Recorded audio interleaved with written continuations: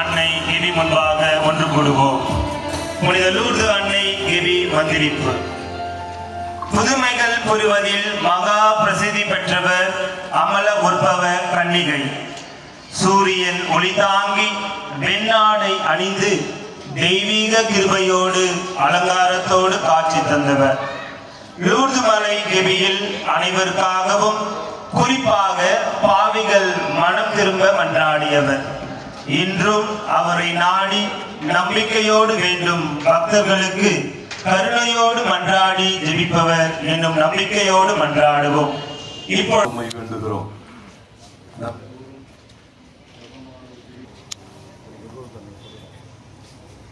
Lourdes அன்னையே எங்களுக்காக வேண்டிக் கொள்ளும். லூர்து அன்னையே எங்களுக்காக வேண்டிக் கொள்ளும். லூர்து அன்னையே எங்களுக்காக வேண்டிக் கொள்ளும். மரியே வாழ்க, மரியே வாழ்க, மரியே வாழ்க, மரியே வாழ்க. லூர்து அன்னையே, லூர்து அன்னையே, லூர்து அன்னையே, லூர்து அன்னையே வாழ்க, வாழ்க, வாழ்க மரியே.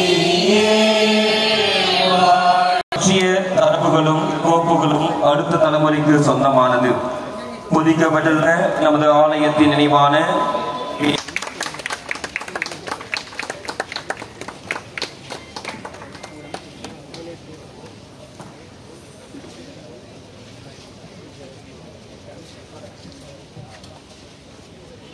பொது பதில் குரு பேரருள் தந்தை எஸ்தாக்யூஸ் ஜெனரேட்டரை புனிதப்படுத்துகின்றார்.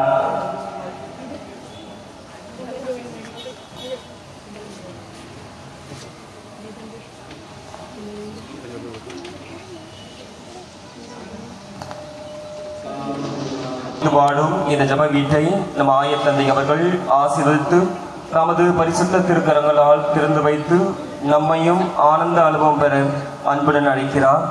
ஆனந்த அனுபவம் பெற அருள் வேண்டி ஜப உணர்வோடு பக்தி உணர்வோடும் நாம் அனைவரும் பங்கேற்போம்.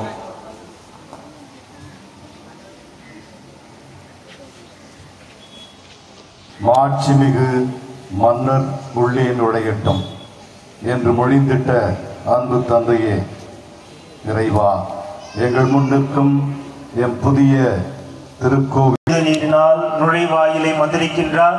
தொடர்ந்து ரிப்பன் வெட்டி புதிய கோவிலை திறந்து வைப்பார். இப்புதிய திருக்கோவிலுக்குள் முதலில்